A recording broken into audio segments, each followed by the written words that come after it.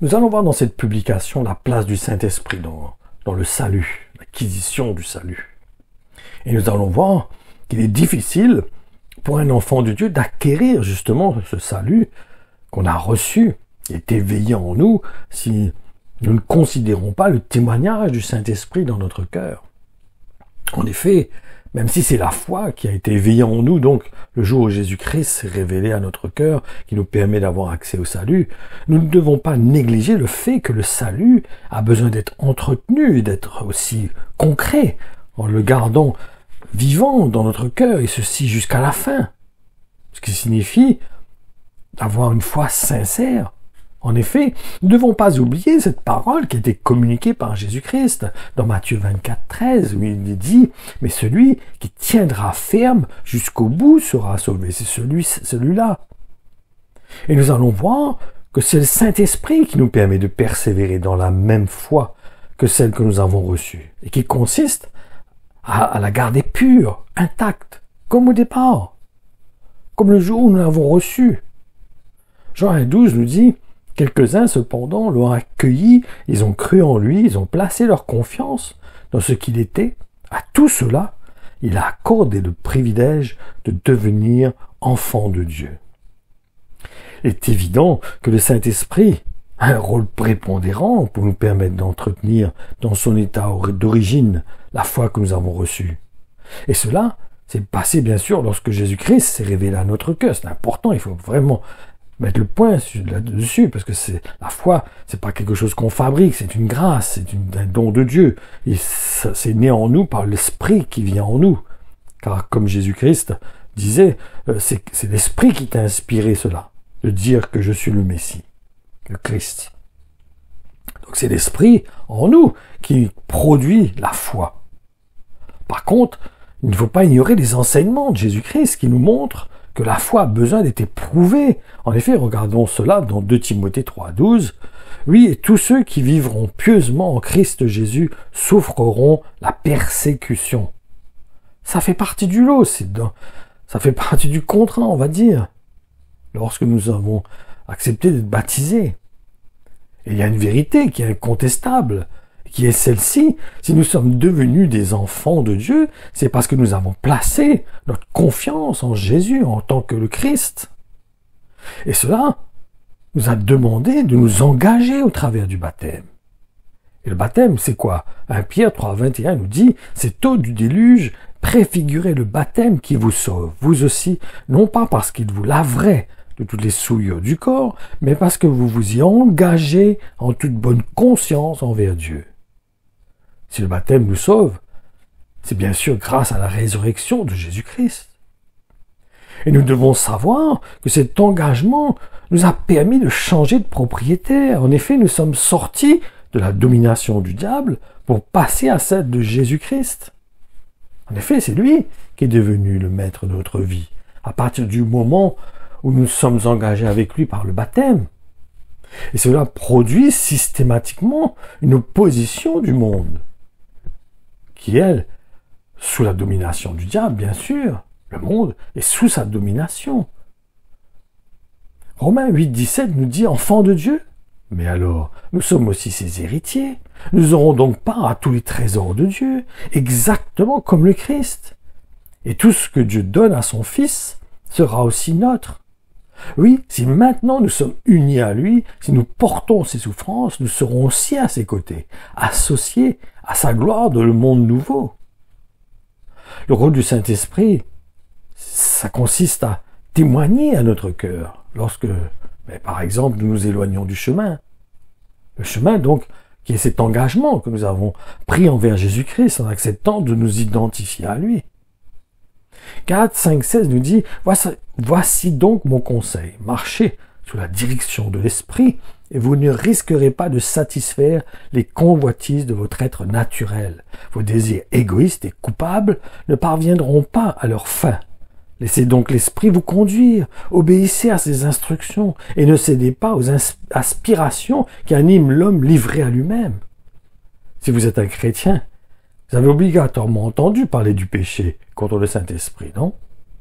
Et le verset qui va suivre va nous montrer que cela consiste à résister au témoignage du Saint-Esprit dans notre cœur. Voyons cela dans Matthieu 12, 32. Si quelqu'un contredit le Fils de l'homme, il recevra le pardon. Mais si quelqu'un contredit la conviction intérieure que lui donne l'Esprit Saint, cela ne lui sera pas pardonné, ni dans la vie présente, ni dans le monde à venir. Donc, nous pouvons voir que si nous voulons garder la foi dans le même état d'esprit, dans le même cœur que lorsque nous l'avons reçu, nous aurons besoin de porter attention donc au témoignage du Saint-Esprit. Et cela ne se limite pas aux différents moments où il nous parle personnellement, mais c'est aussi lorsqu'il parle au travers des frères et sœurs, bien sûr. Et ça, c'est un point où bien souvent nous faillissons, nous passons à côté parce que nous ne comprenons pas la manière que Dieu établit son Église. Romains 8, 14 nous dit « Car ceux qui se laissent diriger par l'Esprit de Dieu sont fils de Dieu. » Il y a un point important qu'il ne faut pas négliger. C'est celui qui nous montre que c'est le Saint-Esprit qui détermine que nous sommes vraiment devenus des enfants de Dieu. En effet, Romains 8,16 nous dit, c'est encore l'Esprit Saint qui atteste à notre esprit. Oui, tu es un enfant de Dieu. En réalité, le Saint-Esprit est un peu comme un coach. Il est là pour nous aider à entretenir la foi que Dieu a éveillée en nous.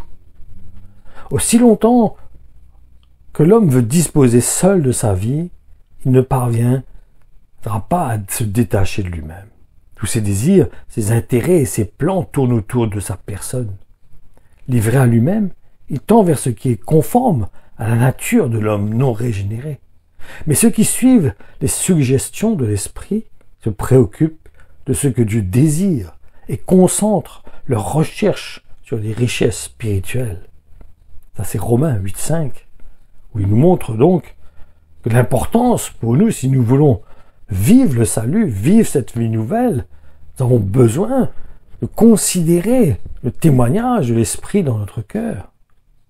Et j'insiste sur le point que j'ai déjà exprimé et qui consiste à ne pas négliger cet avertissement du Seigneur, qui nous a dit que si nous voulons le suivre, nous serons persécutés.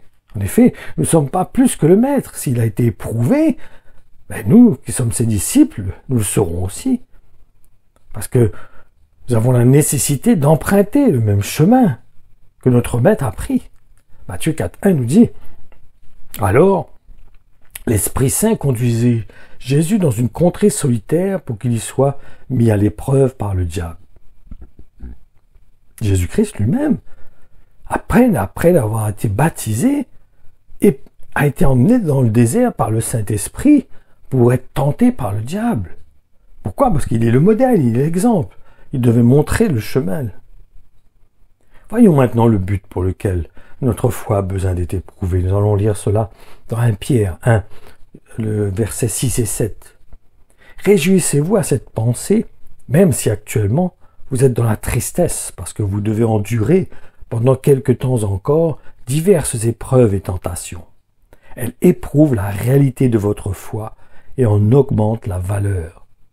Le feu du creuset éprouve et affine bien l'or, qui disparaîtra pourtant un jour.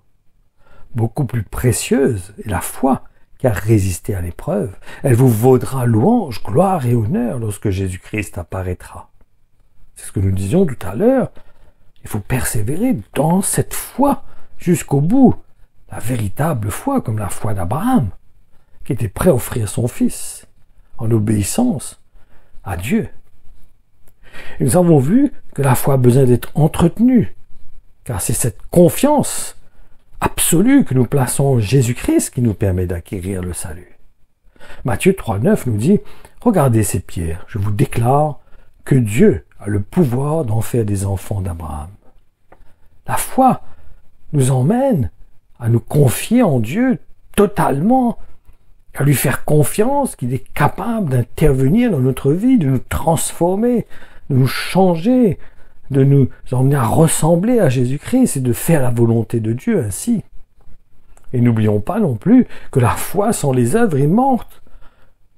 Et l'apôtre Jacques nous l'explique très bien, comme cette réalité aussi qui nous a été transmise par Dieu lui-même, qu'il vomira de sa bouche ceux qui ont une foi qui est tiède. Apocalypse 3,16 nous le dit. Et puisque tu es tiède, c'est-à-dire ni froid ni bouillant, je vais te vomir de ma bouche. Et est-ce que vous avez remarqué que cet avertissement dans Apocalypse 3,16 est associé à celui où il est parlé que Dieu vient frapper à la porte des cœurs. Et cela, en fait, nous enseigne que le Saint-Esprit peut venir frapper à la porte de notre cœur pour nous interpeller quand notre cœur s'est endurci, quand notre cœur s'est éloigné, quand notre foi n'est plus vivante. Voyons cela dans Apocalypse 3, 19 à 22. Ceux que j'aime, je les reprends et je les éduque sévèrement. Voyons donc qu'il parle aux chrétiens, il ne parle pas aux inconvertis. Secoue donc ton indifférence, ranime ton zèle et change. Me voici debout devant la porte, je frappe. Si quelqu'un est sensible à mon appel et s'il ouvre la porte, j'entrerai chez lui et nous dînerons en tête à tête, moi près de lui et lui près de moi. Au vainqueur, j'accorderai de siéger à mes côtés sur mon trône. Il régnera avec moi comme moi-même. Après ma victoire, j'ai pris place auprès de mon Père sur son trône. Et j'ai pris le gouvernement avec lui. Avec lui. Que celui qui est capable d'écouter prête attention à ce que l'Esprit dit aux églises.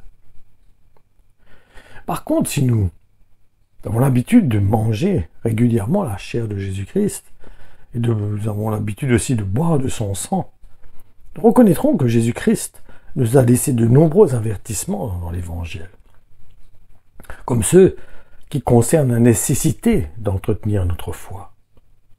Voyons cela dans Jean 15, 6 à 8. Si quelqu'un ne demeure pas uni à moi, on le jette hors du vignoble, comme les sarments coupés. Ils dessèchent, puis on les ramasse, on y met le feu et ils brûlent. Et si vous demeurez en communion avec moi, et si mes instructions restent vivantes dans votre cœur, vous pourrez demander ce que vous voudrez, vous l'obtiendrez. Si vous produisez du fruit en abondance, et qu'ainsi vous devenez vraiment mes disciples, mon Père en sera honoré, et sa gloire apparaîtra visiblement aux yeux de tous. Ma conclusion, il est clair que c'est uniquement par la foi que nous pouvons acquérir le salut. Donc, il faut l'entretenir, en la gardant dans le même état que lorsque nous l'avons reçu. C'est vital si nous voulons réellement acquérir ce salut, si nous voulons persévérer jusqu'à la fin, dans la foi. Et n'oublions pas cette parole où Jésus disait, est-ce que quand il va revenir, est-ce qu'il va encore trouver la foi sur la terre? Pourquoi? Parce que c'est la foi qui nous fait bouger, c'est la foi qui nous rend actifs, c'est la foi qui nous emmène à prendre des décisions, à prendre des chemins, à résister, à tenir ferme, à renoncer même à certaines choses. C'est cette foi, quand elle est vivante, qui nous emmène à accomplir ces œuvres. Car de nous-mêmes, la religion, ou nos aptitudes, ou nos capacités, notre compréhension intellectuelle, ne peut pas nous emmener à accomplir la volonté de Dieu. Elle nous emmène à accomplir ce que nous trouvons juste à nos yeux. Mais tandis que quand je suis conduit par l'Esprit de Dieu, je deviens comme un vent qui est emporté là où l'Esprit m'emmène. N'oublions pas que quand cette femme était venue au pied de Jésus, qu'elle a touché le vêtement de Jésus, Jésus a répondu, une puissance est sortie de moi. J'ai senti qu'une puissance est sortie de moi.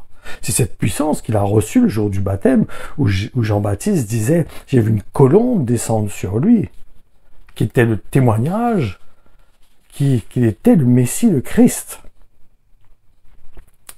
le Fils de Dieu, venu en chair. Donc c'est important pour nous de comprendre qu'il y a une nécessité, en tant que nouvelle création, nouvelle créature, on est devenu un homme nouveau, d'être conduit par le Saint-Esprit. D'être un peu comme une poterie entre les mains du potier ou un instrument entre les mains de l'ouvrier. Un serviteur au service de son maître. Voilà. Je vous encourager donc à saisir cela, à comprendre le plan de Dieu et à faire vivre notre foi dans notre cœur, qu'elle soit vivante en nous, que la parole de Dieu soit comme si, vous savez, quand vous êtes en train d'allumer un feu et que vous soufflez sur ce feu pour ranimer les flammes, que l'Esprit de Dieu souffle sur nous et qui ranime le zèle dans notre cœur pour accomplir la volonté de Dieu, pour être conduit par lui comme le vent qui va et qui vient là où le vent, où le Dieu l'emmène. Que vous soyez fortifiés, renouvelés par sa parole. Soyez pleinement bénis au nom de Jésus-Christ.